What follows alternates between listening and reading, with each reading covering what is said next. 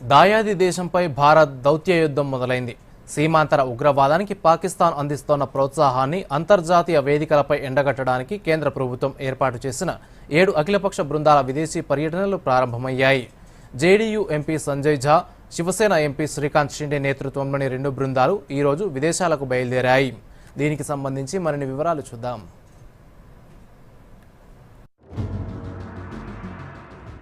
ఉగ్రవాదానికి ఊతమిస్తున్న పాకిస్తాన్ను అంతర్జాతీయంగా ఎండగట్టడానికి భారత్ దౌత్య యుద్ధం ప్రారంభించింది. ఇందులో భాగంగా కేంద్ర ప్రభుత్వం ఏర్పాటు చేసిన 7 అఖిలపక్ష బృందాలు విదేశీ పర్యటనకు శ్రీకారం చుట్టాయి. బుధవారం 2 బృందాలు విదేశాలకు బయలుదేరి వెళ్లగా మరో 5 బృందాలు గురువారం బయలుదేరతాయి. జేడీయూ ఎంపీ సంజయ్ ఝా నేతృత్వంలోని అఖిలపక్ష బృందం జపాన్కు బయలుదేరి వెళ్లింది.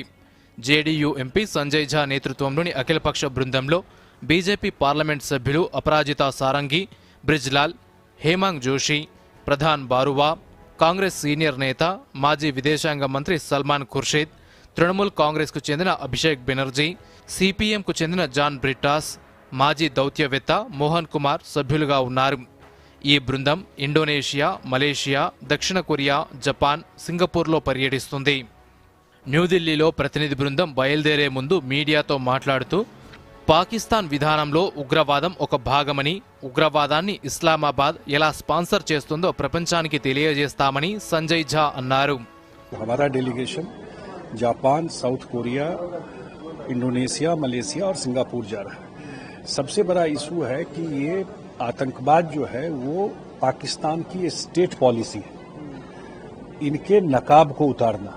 ये आतंकवाद कोई वहां से कोई 2-4 लोग ऐसे नहीं आते हैं. पूरा स्टेट उसको स्पॉन्सर करता है, पूरा थ्राइव करता है स्टेट के सपोर्ट से. इस बात को पूरे दुनिया में जाकर के बताना.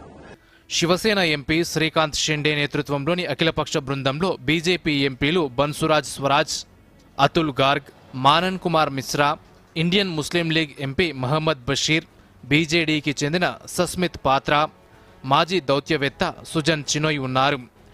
ఈ బృందం యుఏఈతో పర్యటన మొదలు పెడుతుంది. ఆ తర్వాత Libya, Democratic Republic of Congo, Sierra లియోన్లో పర్యటిస్తారు.